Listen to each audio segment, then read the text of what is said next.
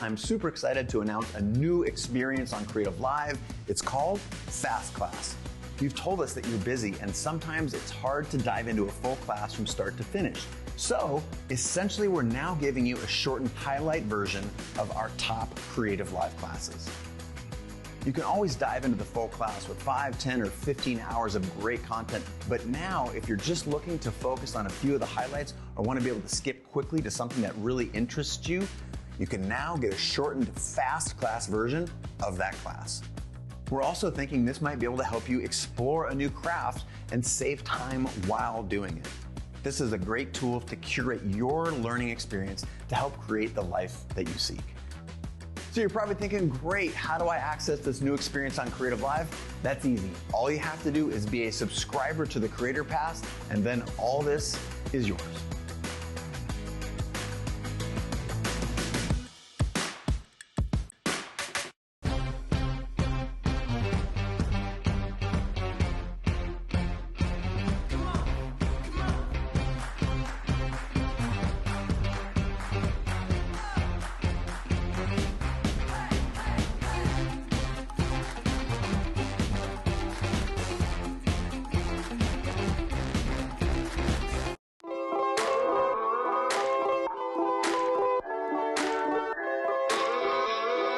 If you're feeling isolated and looking for creative connection, try tuning into creativelive.com/TV. That's where we've got a 24/7 live stream from the kitchen counters. I can do that backlit shot that I really like to do. From the studios and living rooms of many of the world's top creators, where we're doing musical performances, Q&As, cooking shows, virtual book tour events, drawing, spoken word poetry, and more. Life passed me by waiting for an invitation when the world is greater than my nation or my occupation. Be someone you've never been.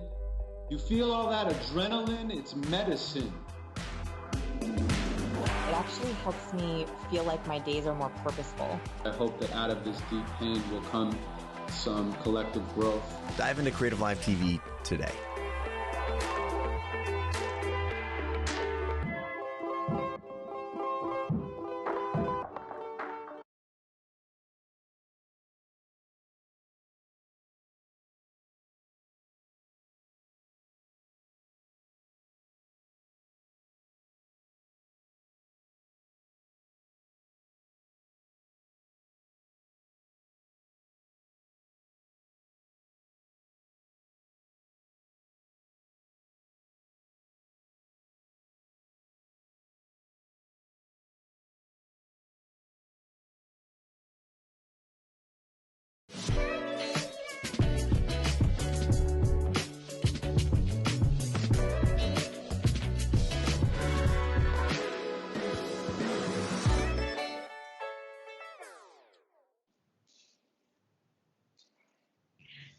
Hi, and welcome back to CreativeLive TV. Today we are back with Andrew Scrivani's Work From Home Cafe. I am your host, Kate Dessa, and today we are going to make a chickpea stew, and we are going to Andrew Scrivani's New Jersey Shore home and to his kitchen, and he's going to show us how to cook something, and then we are going to learn how to take beautiful photos. If you haven't been following along for the last few weeks, Andrew has been with us for 6 weeks now, teaching us how to make amazing food. And this is this is week 7, I think. Right, Andrew? I think so. Yeah, I think so. Nice. How are you, All right, everyone? Hi, Kate. Excited to have you back again. We already have people excited to join the stream today.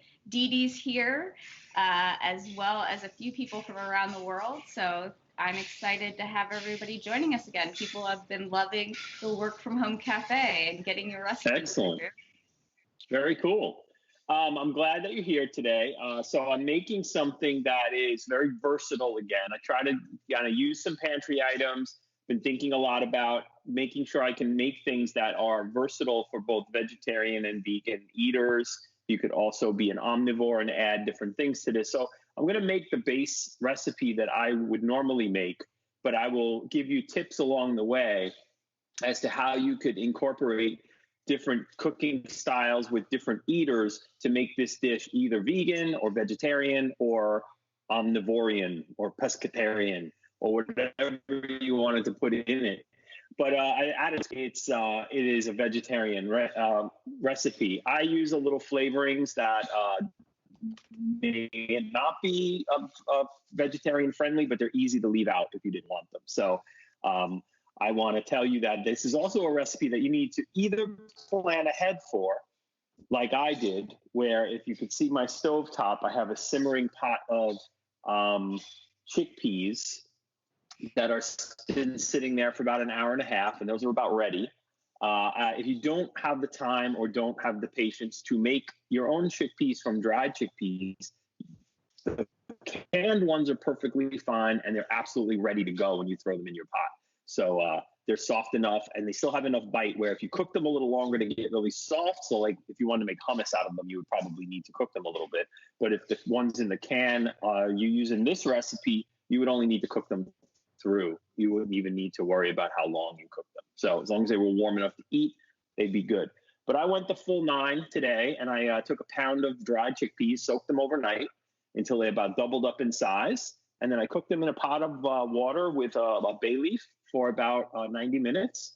And now they're about ready. I cooked them without the lid because that'll keep them a little firmer. If I closed the lid or left the lid half ajar, those would get much softer. So if you wanted to make hummus, you would use the lid method. If you want to make a stew or something where the chickpeas retain their size and shape, you would do it with the lid off. So that's one little trick that you might want to kind of keep in mind when you're cooking chickpeas, that you want them to retain a bite and their shape. You cook them with the lid off.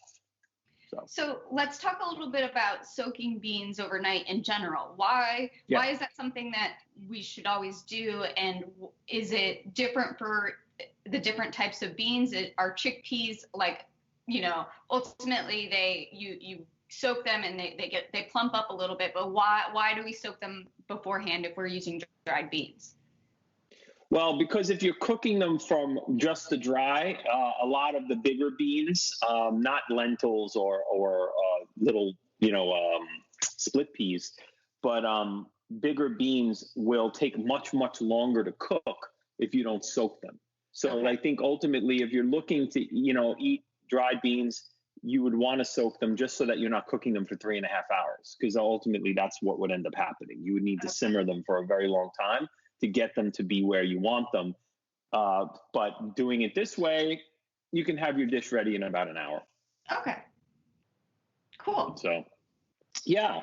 So, do you have any more questions about what I'm doing today? Because I'm going to also I brought some toys from the studio to show a little bit about light redirection and light filtering. So I also made the foam core bounce cards that I talked about last week. I actually made them, took out the razor knife, and I cut them up, and I showed a couple of different techniques on how to use them. So I'm going to use those today. And then I have one styling tip that once the food is ready, I'm going to show you that we use. It's a little trick that I've gone over in some of my CreativeLive classes, but I think now we have an opportunity with fresh food to demonstrate. So I'm definitely going to go and do that. And what I'm going to do is get you guys down onto my tabletop here and show you what I'm up to. So check this out. Bye. Bye. There we go. Okay. Look at all those I got my tool. Yeah, lots of colors. We got some fresh spinach. We have some plum tomatoes in their sauce. We have some anchovies. This is the part that you could leave out if you wanted it to be vegan. If you wanted this dish to be vegan, right the way I'm making it today, the only thing you would need to do is leave this out. And then everything else that we're making would be vegan friendly and vegetarian friendly. Obviously, garlic. This is cumin, which we'll be adding later. And I'm going to cut some onions for you. Break out the big knife. And you've seen me cut onions before. And I know that it's always exciting. The onion cutting is a fan favorite. Like I said, I use a very sharp knife. Get this, and then I use that method that a lot of people who work in kitchens all the time use is that sort of I score the whole onion before I chop it. I'll show you in a second. Want to retain as much of the onion as I can while I take the skin off. I actually had a little knife accident the other day, which was very unusual for me. Oh no. I have a little, where is it? This one. Which hand? This one. You see that little scar right there? Yeah. I was just doing something that technically you probably shouldn't do, but almost everybody does it anyway, is they clear their knife off like this, which is pretty safe, except if you're clumsy and when you bring your knife back, my knife just touched me here. Just touched. So you as I was bringing my hand. Really sharp knives. If it's just it was literally just a touch, and it felt like a paper cut. So I start by having them, and then I score them. So something I've noticed over the last few weeks of cooking with you is that you tend to cook mostly with white onions. Is that just a personal preference? Do all these dishes call more for white onions than a different type of onion? No, I prefer them. I don't react to them the same way, so I'm not crying while I'm doing this, and that's always good when you're on TV.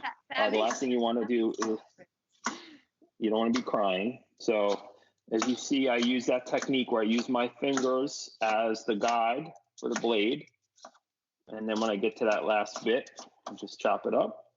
And this has got a lot of onion in it because this is sort of a double recipe. I made this recipe the other day the quick way with the canned chickpeas, and it was a lot faster, but I felt like I could be better with the dried chickpeas. And then also by doubling it, I had to double all the onion and the garlic in it, which obviously anytime you get to double the onion and the garlic, you're going to have some really good stuff. Yeah. Whoa, we lost a little there.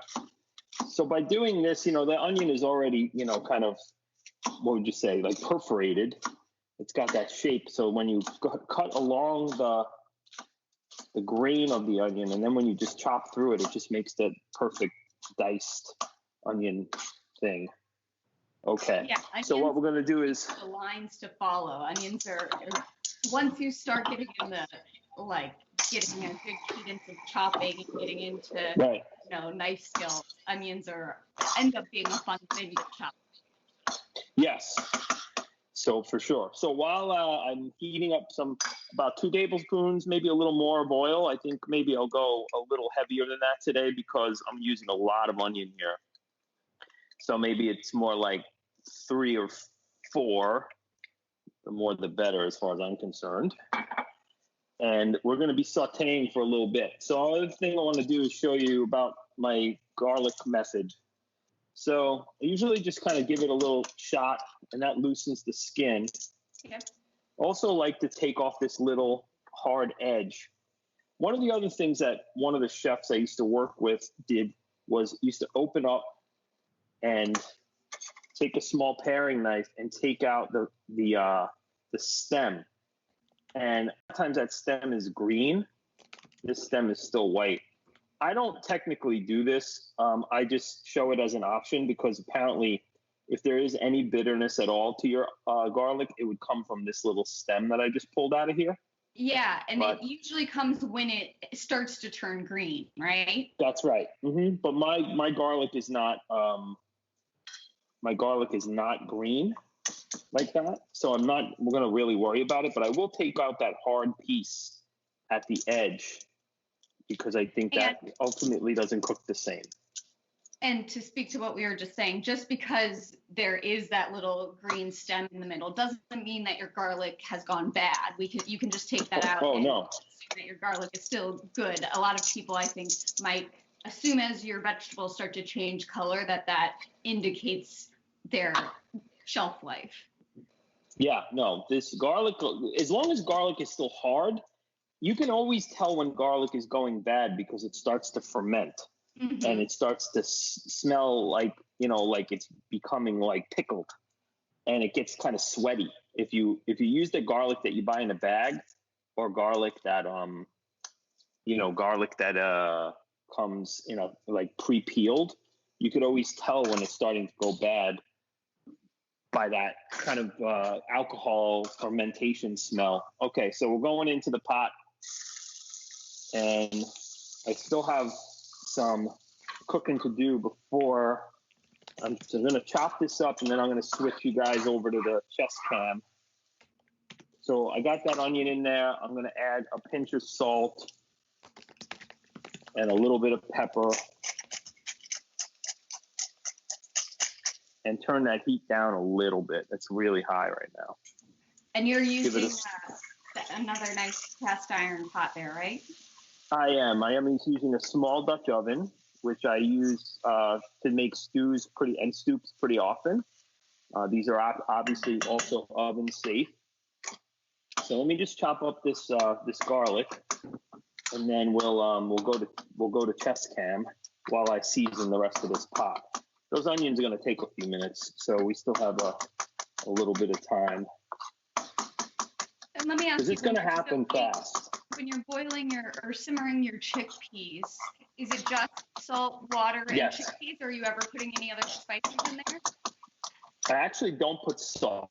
I only put you can put other flavoring in there if you want, but I try not to salt that because you don't want the chickpeas to come out of the water being too salty, because you could always add salt later. So that's one of those, don't do that, what I just did.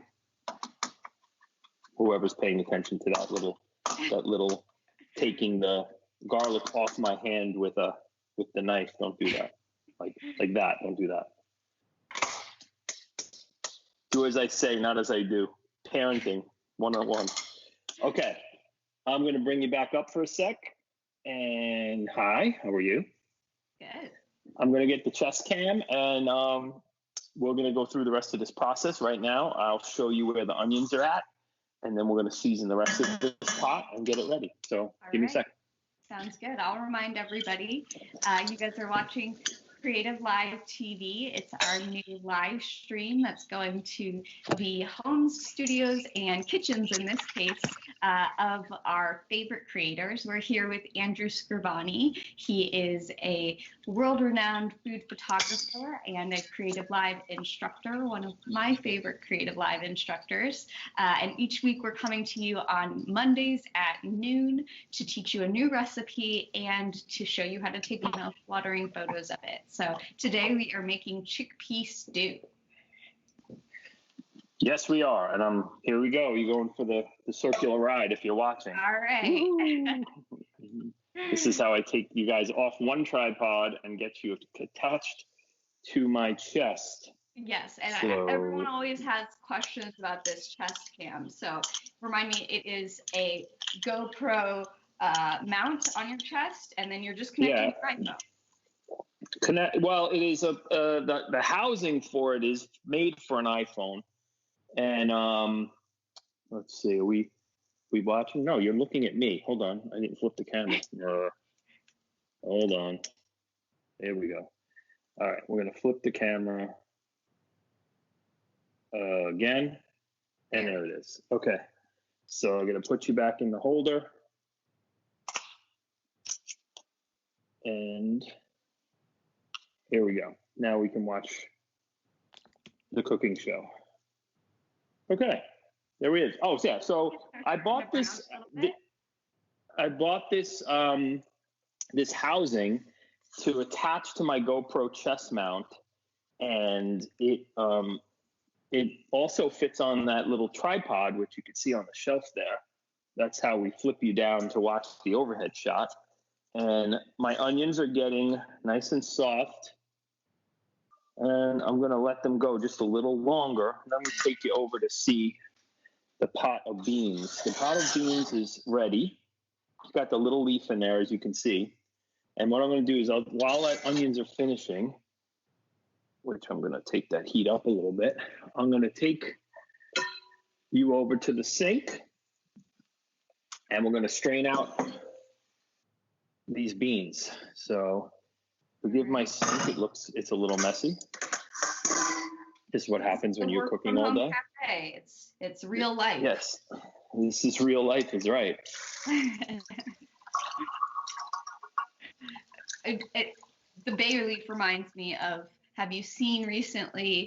There's been some outrage at people thinking that there was a leaf from outside in. I think it's their. I'm trying to think of what meat that they have it in, but there was this meme going around of people holding up a leaf being like, I'm not going to go to Chipotle ever again. There's a leaf in here. And then Chipotle had to politely respond to everyone and let them know that it's a bay leaf that was in there. Oh, like they thought it was like from a tree or something? Yeah, they thought it was from a tree. That's a little crazy. Okay. Well, you got to find our internet outrage somehow. Yeah, exactly. Okay, I feel like since these onions are nice and soft and translucent and plenty oily, I'm ready to add my other ingredients. So I got my garlic. I'm gonna put that in. Should use my bench scraper, but again, do as I say, not as I do. 4 anchovies. And again, if you want this to be a vegan dish, you could leave these out. I put them in for extra flavor. They add a little salt and they add a little umami. And tell me where you get your anchovies from. There's all sorts of anchovies we can get. Yeah, I get them in an Italian store. They're usually packed in olive oil. And I'm also going to add about 2 tablespoons of cumin. It's going to give it a really nice flavor. All righty. So where's my wooden spoon? Here it is. So as I'm doing this, I'm going to kind of mash down those anchovies. So if you're not a fan of anchovies, but you are a meat eater or a fish eater, don't worry that this is going to taste like anchovy. It's not. You will absolutely never, ever tell that anchovy was ever in here because it's going to disintegrate.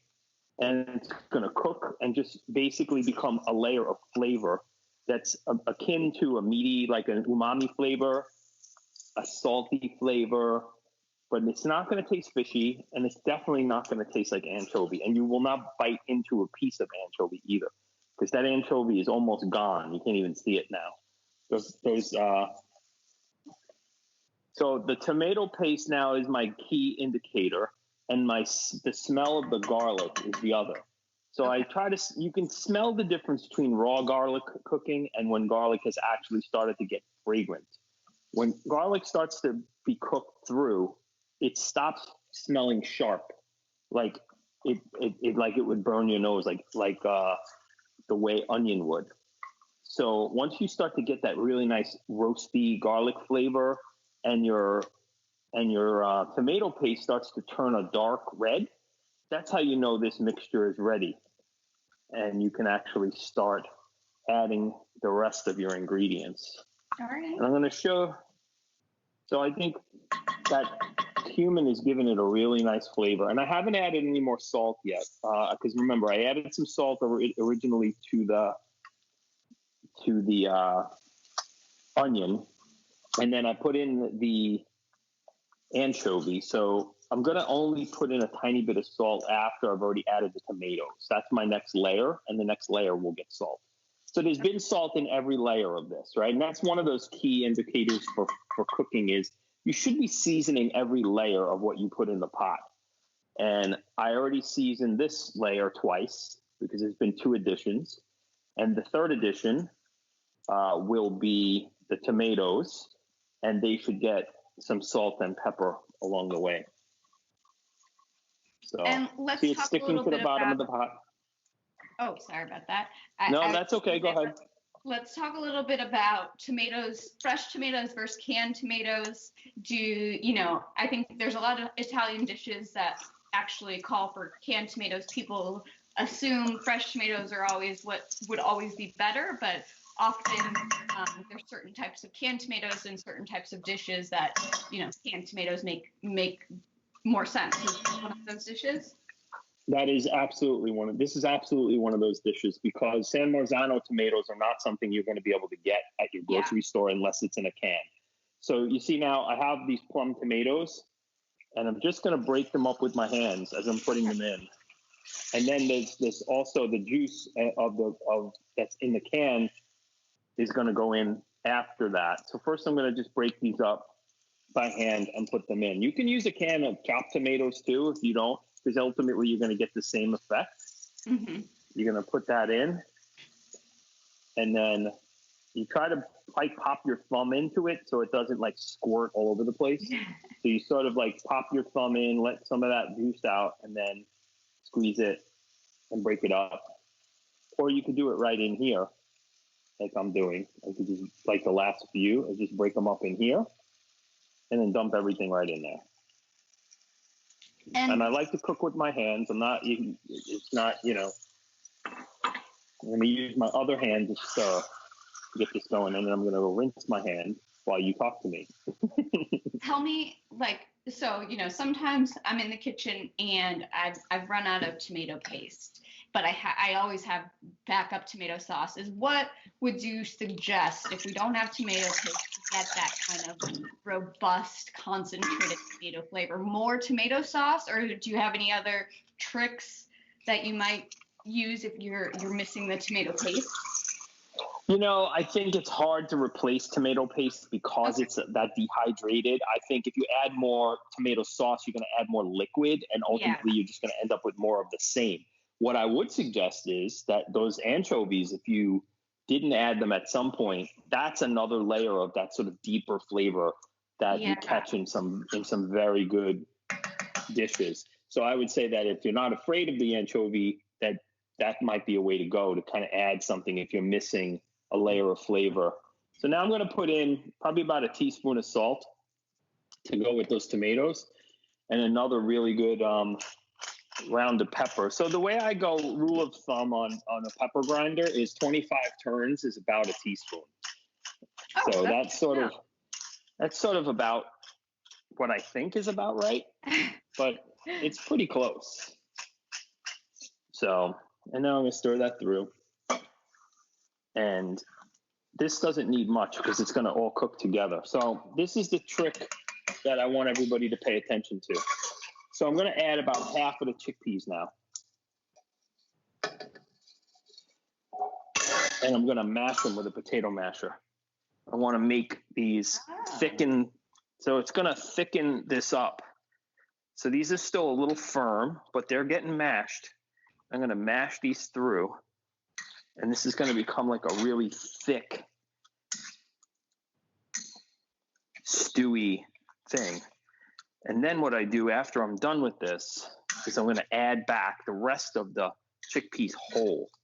So now that you have, enough of the actual mashed up chickpeas to thicken the sauce. I might actually add a little water to this too if I'm feeling it's too thick. There's no harm in adding water because it's going to mostly cook down anyway. But you see how those are sort of all broken up? Yeah. So I think we got enough thickness out of that. And then I'm going to add the rest of these. And I'm feeling like I am putting an awful lot of food in this pot. So I think I'm going to add some water. It's super thick. It's super yummy, but it's definitely needs a little water. So I'm going to take the pot I just took them out of. Actually, you know what I can do? I can take some of the chickpea water that I saved and add that back. So add a little bit of the chickpea water back, maybe a cup. I can reserve that in the sink if I need it.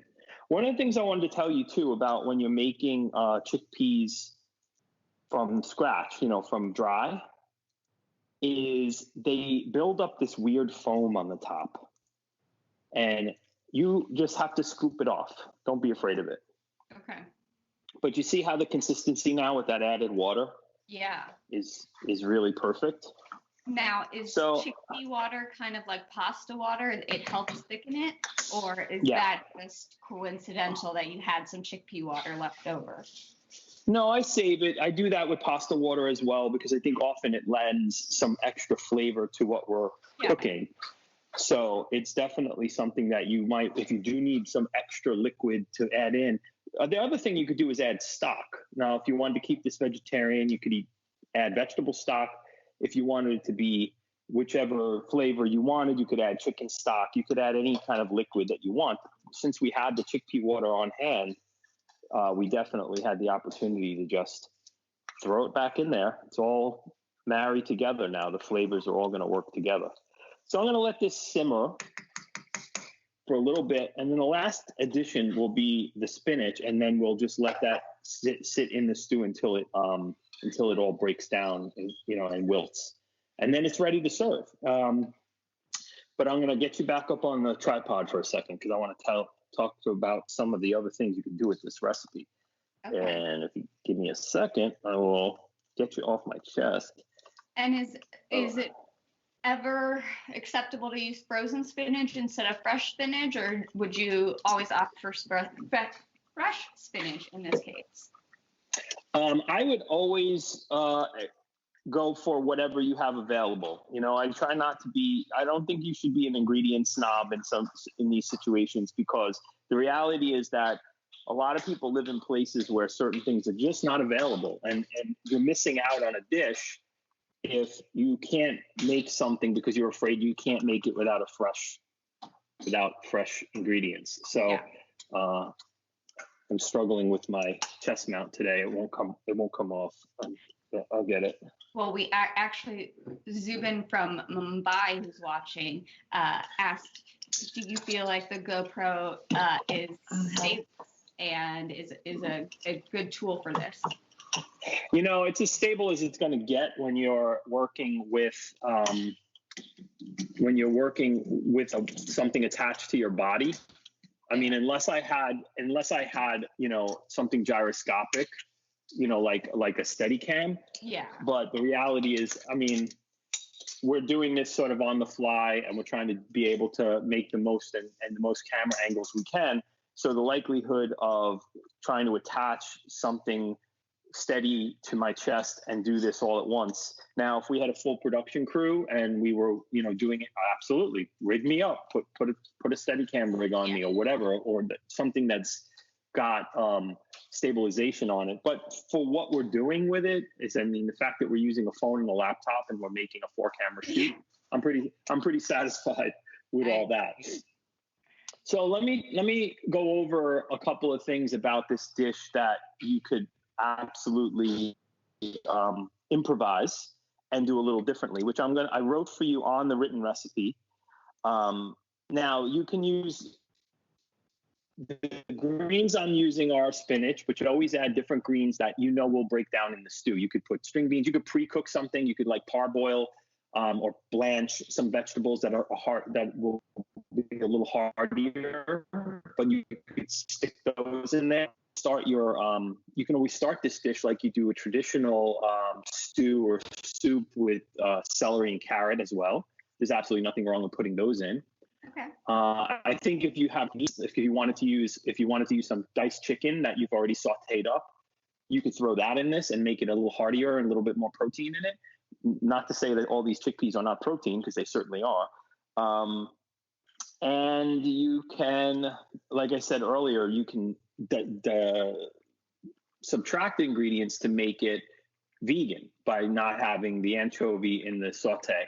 So there's all sorts of options when you come and build a stew like this. And then if you prefer it to have a little more Mediterranean flair, you cook it the way I cooked it. But if you wanted it to have a Middle Eastern flair or an Indian flair, you can add those spices, because chickpeas are universal. It's something that is eaten over the whole world. So if you decide to make this a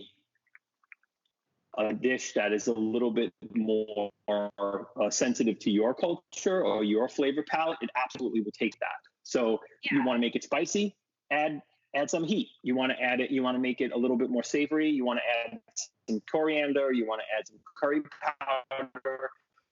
All of these things, if you add the similar that I put in with the cumin, it's really not much different for a second there. Like a chana masala or something like that. The ingredients are essentially the same. It's just switching up the spices.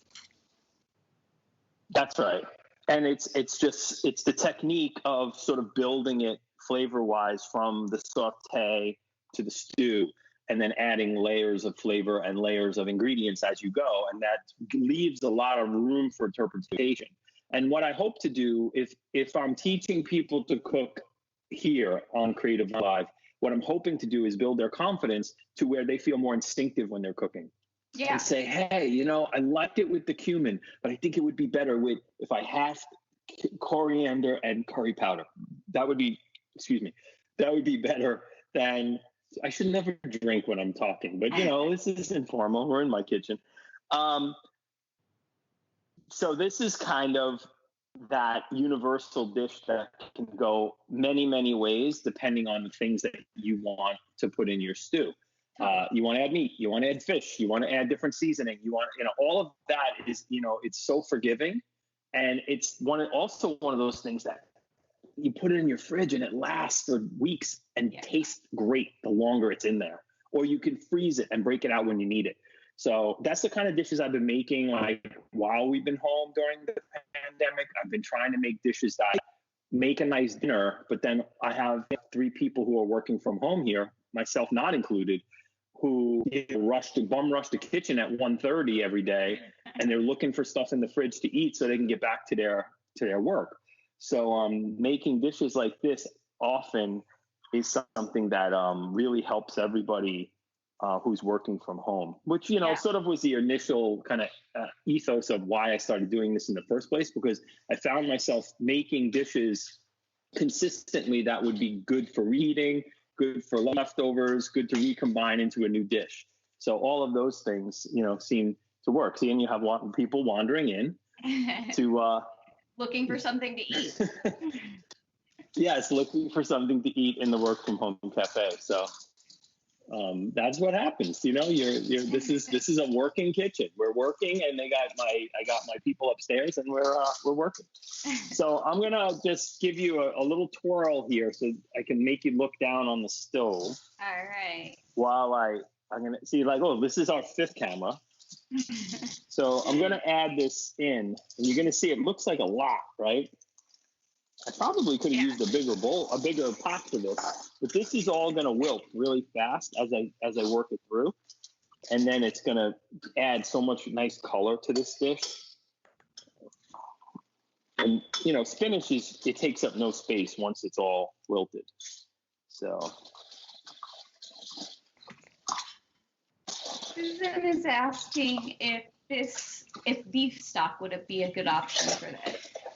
Absolutely. Any stock you like. I think the only limitations here are your choices that you would like to make. Like, if you want to use a beef stock, absolutely use a beef stock or a veal stock, or, you know, any of the stocks that you feel comfortable you have in your pantry and you want to use.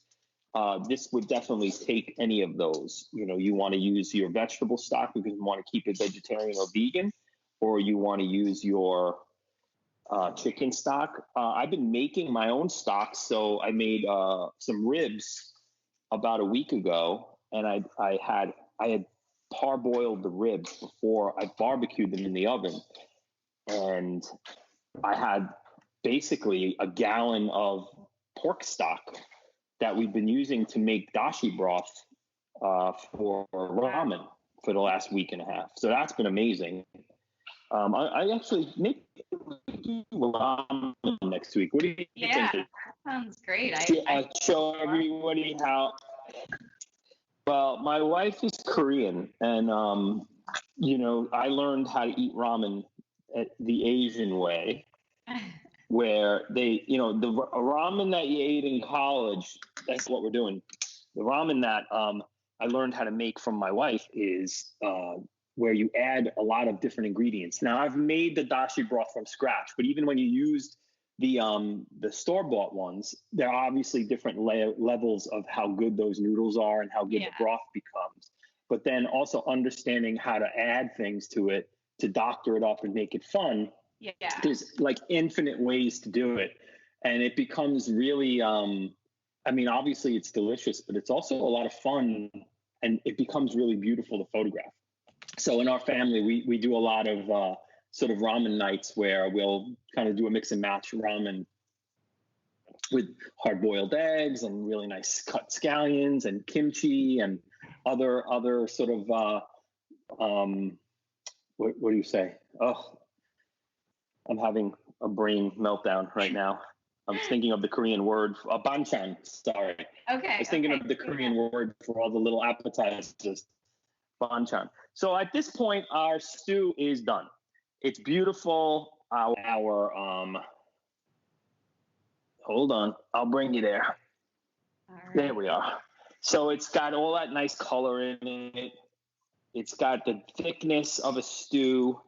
Now, when you store this, and if it feels a little too thick because maybe a lot of the broken chickpeas absorb a lot of the liquid, you could always add some liquid back and make it stewy again. So there's no harm in adding some stock, some chicken stock, whatever, all the things we talked about, or just water, and then taste it for flavor to make sure that it's what you want. And that's what I'm going to do right now. I've got my chef's spoon, and I'm going to give it a little taste. And it's right on. I'm really happy with that. Nice. So that looks great. I think we can do a couple of things with this. And here's one of the things I want to show you about the food styling part. So let's say I want to use this bowl. Now this bowl is pretty deep, and this is all I have. I don't have a low, shallow bowl to show this in. What do I want to do here is I'm going to show you something. Let me drop you down on the tabletop so you can see. Okay. So in here is very deep. And what happens with soups and stews and stuff, and especially ones that have a lot more liquid than this one's probably going to hold up just fine. But a lot of times the ingredients will sink to the bottom. And what we do is we prop the bowl. You put a smaller bowl inside the bigger bowl and create a platform so that some of those ingredients are going to stand up through and break through the surface of the liquid on the top. So whenever you see a soup in a soup commercial or a really nice editorial photograph, you realize that why are those noodles and carrots and everything floating on the top of there? How did they get that to happen? Well, this is the trick. You take a smaller bowl, invert it, put it inside the bigger bowl, and create a platform to make a star of your carrots and your chickpeas and whatever else is going to float to the bottom if you don't. So we're going to see how this looks when I plate it. But I do think that use just rice. If it's not necessarily a soup, but if I'm looking to put something more on top of a bowl, I might just use dried rice on the bottom, and then that adds fills up the depth for you in a bowl. But when it comes to a stew or a soup, that's would probably have a different effect. Yeah, maybe. I mean, because the liquid would then just soak into the rice, so it wouldn't prop the bowl exactly the same way. But I mean, at the end of the day, if you use something heavier like beans or even pie weights, which I've done, if you buy ceramic pie weights, you can line the bottom of the bowl with ceramic pie weights. Then the liquid, some of the liquid will go through to the bottom, but if you have a lot of liquid in it anyway, that's fine. And it actually filters some of that and leaves more room for the vegetables to kind of rise up and rebel. They rise up. Okay, I'm gonna turn the stove off. I think it's time for us to move. So let me get you moved over to the table. I can show you a couple of things that I have a few things set up over here. Great. So I'm gonna get you on the table, and then we'll look at the other camera where I could show you everything. So here's the table view, and then let's get the cam. I'll remind everyone this is the Work From Home Cafe. Me and Andrew. I am Kate Dessa. Andrew is our Work From Home Cafe creator and cook and photographer. And every week he's coming to us at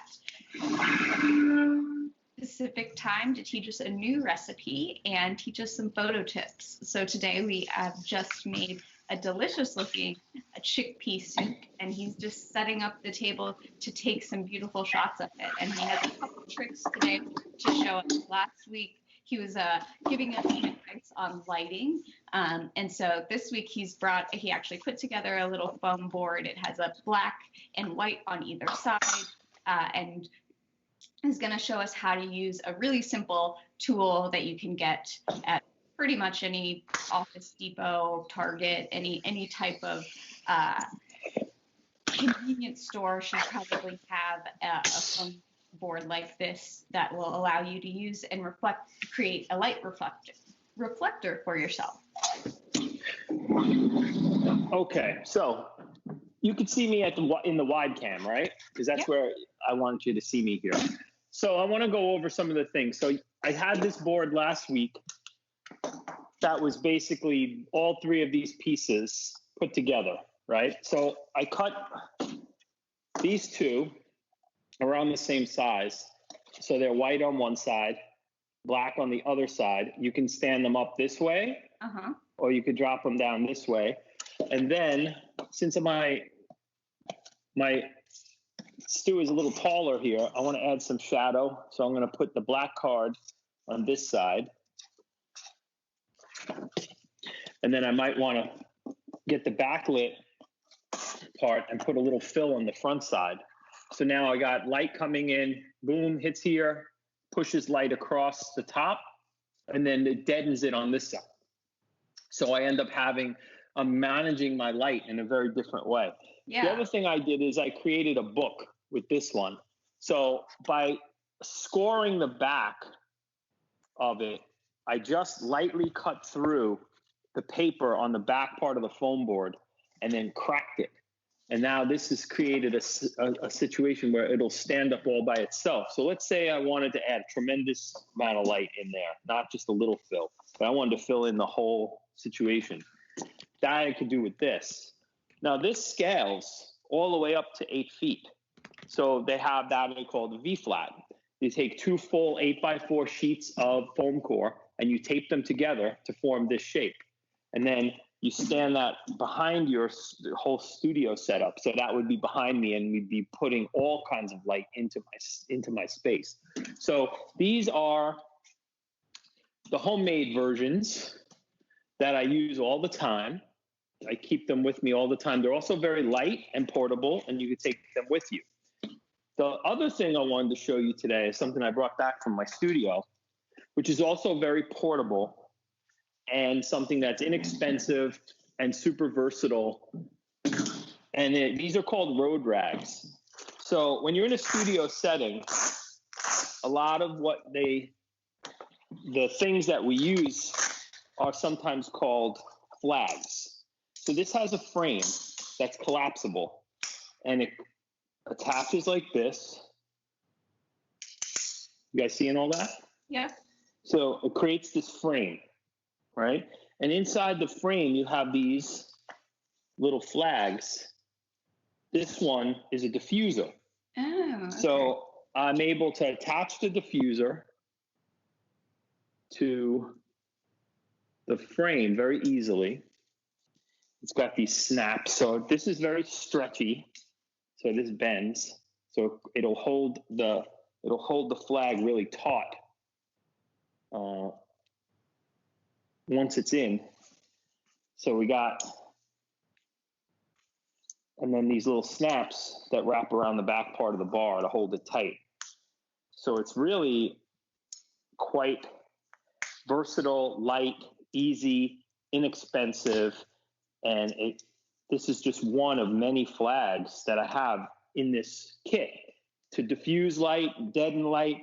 Plus, it has this part where you could screw in and hang a stem and hang it off of anything. But this is, you can see it's super light. I can lean it up against something. I can put it on a chair. I can diffuse the light coming in the window like that if I wanted to. Or if I went outside and I needed to diffuse the light, we can have it, somebody can hold it for me, or I could put it on a stand.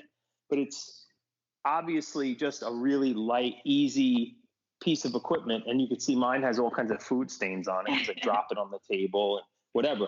But let me show you a couple of other things that are in this kit. They make them in different sizes too. But these are like mesh nets that will deaden light a diffused light a little differently, like direct sunlight or whatever. They're sort of like net material. Then they come in different densities. You see that one was a little thicker than this one. Yeah. And then there's one that's completely black. So that creates that, what we were talking about last week, where this will be completely deaden the light on the flag. I have two frames for this, so I could use two of these at the same time. But if I wanted to use more, I could buy more frames, I could buy more flags, I could do a lot of different things. Oh, here are the stems. I'll show you the stem. So the stem screws in here, and then this goes into the stand like that. Okay, nice. You could also use a clamp and clamp this to anything because it's so light that it'll hold with the a clamp. So we're going to set this aside for now.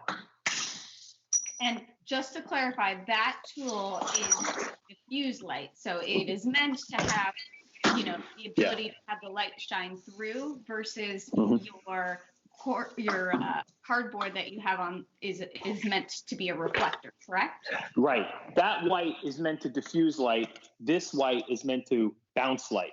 Okay. So you could probably get something like a silverback or a goldback that could use this to be a reflector, like the big sun discs that you could buy. They have like a silver backing. They make that for road rags too. Okay. So that's definitely something that you can do. So, all right. So we're going to shoot now. Let me see if I can get you up a little higher so you can see what we're doing here, because we have you sitting a little lower today because this pot is. Oh yeah, this is our first time in a bigger pot. Yeah. Let's see. How can I get you higher? Hadn't thought of that one. I have something. Hold on. There's always something. Home rigging. I'm going to put you up on top of a speaker. There we go. I was doing a video call with a friend of mine who has not done video chatting very often, and I was having her put up her phone, and it ended up being, it was her ice cream maker and her child's crane that she used to set it up. We're all finding all sorts of new ways to mount our devices at home. Yeah, no kidding. I mean, everything has become grip. Yeah, exactly. Everything we have is grip now. All right, so this is sort of settling. So I'm going to stir it through so I could take a shot. I got the steam here. I don't think I can get a steam capture in this room right now. There's not enough contrast, but I know we talked about it. Yeah, we talked about the steam capture last week. Yeah. So I want to get right in the pot here and see where I'm at. Definitely not at 100 ISO. I think we should start at 800 and work backwards. So let's see. Well, that's not bad. We definitely should be at 1600 though. So I'll tell you my settings as soon as I figure them out. Okay. I'm at 1600 ISO, 125th of a second at 5.6 aperture right now. That's where I'm at. And I'm getting right in the pot. I'm picking up a little bit of the edge, and I'm trying to get all that color in a vertical. Yeah, I'm not happy with that because I can't get over the pot. So I'm going to pull it back, which means I got to move you a little bit. Okay. I needed to get a little higher and get over the top because I had no room on the bottom of my frame. So if I'm framing this, I need to have a little bit of room on both top and bottom. So this is almost we're getting close. Can you see that? That looks nice. Yeah. So we got, I have something right in here that I could focus on. There's that little stem of green that can be my focal point for a macro shot. And I'm just trying to focus on that. Oh yeah, that looks so see that? Good. I got to get my chopsticks though, because I want to move stuff around a little. And every week you see me tinkering with the chopsticks because the distribution seems a little off, or something is a little clumpy, or maybe one of these chickpeas is all broken in the wrong way or whatever. But you don't want to make it precious, but you definitely want to make it so that it doesn't feel like everything is kind of jumbled up in the corner. Oh, All right. everyone So, thinks it's so beautiful. Everyone's happy with this, the way these turned out this time. all right. Well, I'm trying to do an overhead shot. Here I'm going to teach you the real way. Oh, I'm we're going to going shoot it on the. We're going to the ground. This is really the secret of all. I'm going to bring you with me too. Can you see that, or I need to be? You need to be lower. Yeah. All right. Let's see. All right. There we go. Oh yeah, there we go. Great, cool. All right, so I'm going to stand right over it. My floor. Hopefully, I'm not burning. I'm not burning my floor, right? No. Okay, good. That would not go over well. Okay, so I'm going to go straight over the top. I got the wood floor, which actually kind of looks like a tabletop. Yeah, exactly. Ooh, and we're super bright because now we moved into the light a lot more. So I'm going to readjust my ISO. I'm getting closer. That's pretty nice. I'm going to go 800 ISO, 6.3 at 125th of a second. So check this out. Yeah, I'm going to back off just a little bit to go back to 5.6. I think I'm somewhere right in the middle. I'll tell you what I do in that case. So let me show you what I did so far. So. Oh yeah, that looks so good. So I would tend to underexpose based on the look of what's happening on the back of the camera. I like to underexpose because I would prefer to bring it up in post than worry about overexposing and then losing my whites and my highlights. I think we're getting some really, really nice shots. Oh yeah, that looks great. So now we take a little license.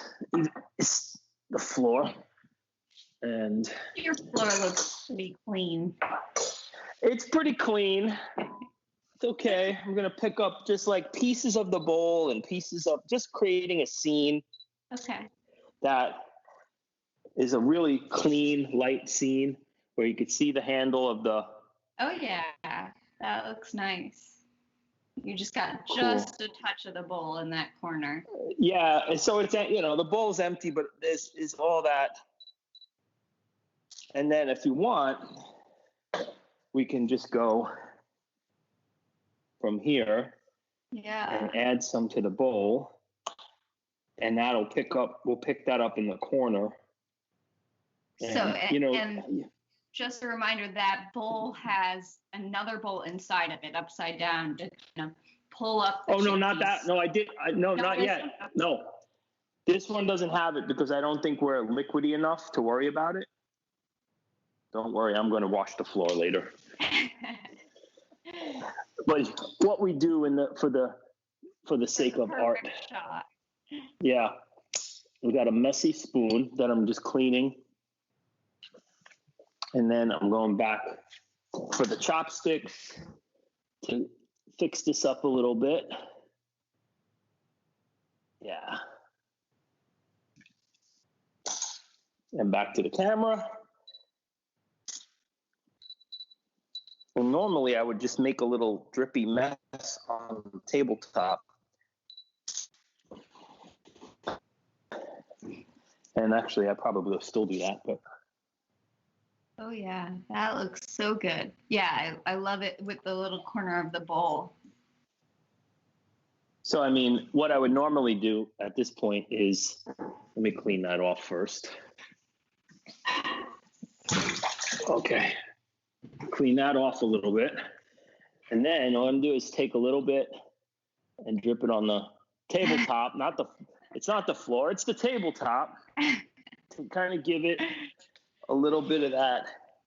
This is a real behind the scenes shoot. You really get to see what photographers do to capture that perfect shot.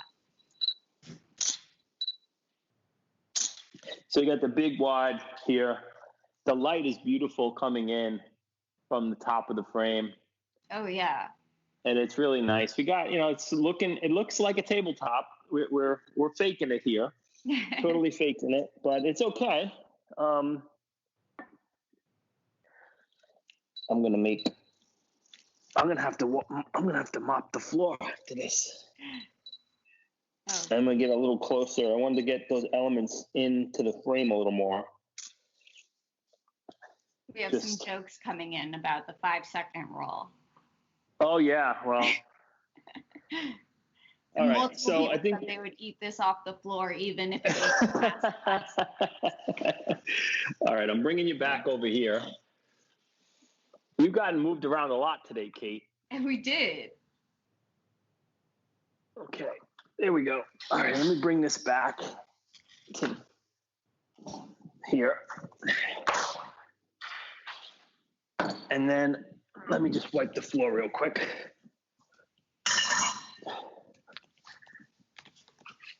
Oh, look at that. Good as new. Okay, so what I want to do now is see if I can get like a super macro shot of something in the bowl. I'm going to get my 100 millimeter macro out. How are we doing on time? We're just at 1 o'clock right now. So let's make this our last shot. Great. Leave people looking for more next week. Cool. So, yeah, you could see what I'm doing here. So I'm going to just fluff this around a little and get it kind of stewy and pick up a few of the prettier elements and kind of make my spoon here. Okay. Because I want to get right in on the spoon. So I'm going to kind of move this around a little. I'm going to get one really nice chickpea. Doesn't have stuff hanging off it. See the skin that came off? Oh, yeah. So you're moving that around a little bit. Are you ever concerned with that little splash on the side of the bowl? But you're probably not going to really capture that. No, I'm getting right on the spoon. Yeah, okay. So I want to see. Whoa, I'm really dark. Hold on. I have to go back to 1600 because I'm on top of the table again. And so I just want to show how picking up a few of the elements in a macro shot makes it have better context. So what I have here is the edge of the bowl, the handle of the spoon, and the food all in the same shot, even though I'm really right on top of that food. Yeah. So that's what using smaller bowls will help you do that. But also the idea that, you craft that one perfect spoonful that, looks like it's real, but, you obviously are trying to eliminate anything really distracting from it. And then get right in there and get that shot. Oops. There we go. Oh, wow. Yeah. That looks so good. The macro and the regular lens is so significant, especially and the thing like this, where all the colors kind of meld together the way they do. The macro brings it out so well.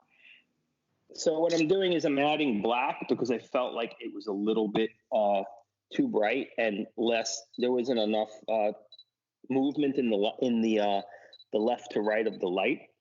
So it was very flat is what I'm trying to say. So I added the black just to see if that would help a little bit. It seems like it has. And when I bring it into post, we'll have a better sense of what I could do with it. But I wanted to add some more contrast to the frame. So I think that I'm moving you again. Been all over. All right. All over. We've had many cameras at this shoot. But that was an interesting sort of exercise in just DIY, figuring it out with minimal gear, just a nice light source, a pretty nice floor, and some delicious looking food. So I think we accomplished our goals today, Kate. I think we did. And I mean, every time we do this, it feels like it goes faster. We're just flowing through that hour so quickly now. Yeah, it goes fast. I think we have our timing down pretty good. But I think my family will be happy with this dish too, because they're all big fans of the Mediterranean sort of style of cooking that I do. So I have all the ingredients for this, and I think I'm going to make it for lunch. Oh yeah, that's great because you could put it together really quick. Yeah, I mean, exactly. I did it for lunch. I did it for lunch the other day, in the the easy way with the canned canned chickpeas, Yeah. and it was really delicious. It came together in 25 minutes, and we were ready to eat. So, Great. and then the other thing I forgot to say is that if you wanted to add pasta to this, you absolutely could add pasta to this too. Okay. If you just want it to be a little bit more liquidy, so you might add a little bit more liquid, but then also put it in at the last 10 minutes and cook it with the pasta. So that's also a really nice way. Small, like soup pasta, little elbows, orzo, anything small that you would use in soup would work here. So that's what I would do if I were going to add pasta to this. Cool. Well, thank you so much, Andrew. It's always so much fun, and I'm excited for the idea of doing ramen next week. I have lots of ideas of what I would throw into ramen after I watched Parasite me and my husband. Oh, I know. Ramen from Parasite. So we'll have to talk about that next week when we jump into ramen, if that's what we do. Yeah, I think we should, and I think we can show you how to make an ordinary packaged ramen into something a little bit more special. So yeah, totally. We're gonna upsell the ramen today or next week. So sounds good. All right. Thanks so much, everyone. We'll share these photos with me and the recipe, and we'll have a video out for you guys later this week with a recipe so you guys can make this at home too. Can't wait. All right. Thanks, Andrew, again, and I'll see you next week. Thanks, everyone. Thanks, Kate. See you soon.